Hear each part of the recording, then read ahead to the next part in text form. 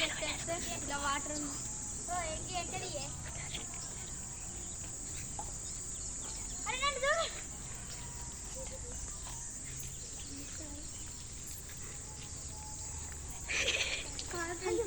Bore వచ్చింది అందుకే ఇలా బురద బురద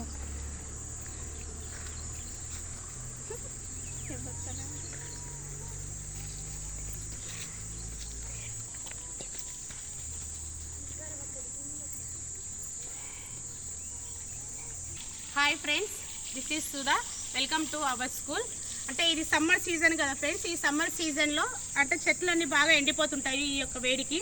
కాబట్టి మా స్కూల్లో ఉన్నటువంటి చెట్లని ఈ యొక్క 40 days మేము ఎలా ప్రొటెక్ట్ చేసుకుంటామంటే ఇక్కడంతా మేము బోర్ వేసినప్పుడు వేస్టేజ్ వాటర్ అంతా కూడా వెళ్తూ ఉంటుంది.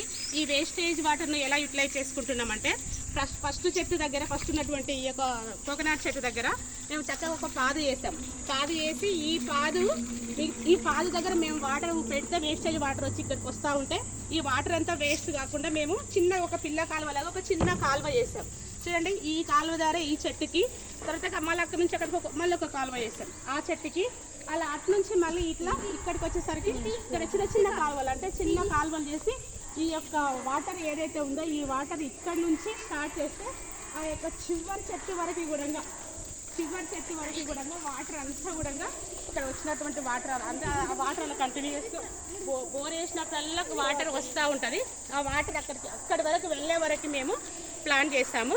అంటే మీరు కూడా మీ ఇళ్లలో ఉన్నటువంటి చెట్లని ఈ సమ్మర్లో ప్రొటెక్ట్ చేసుకోవాలనుకుంటే ఈ విధంగా చేయండి.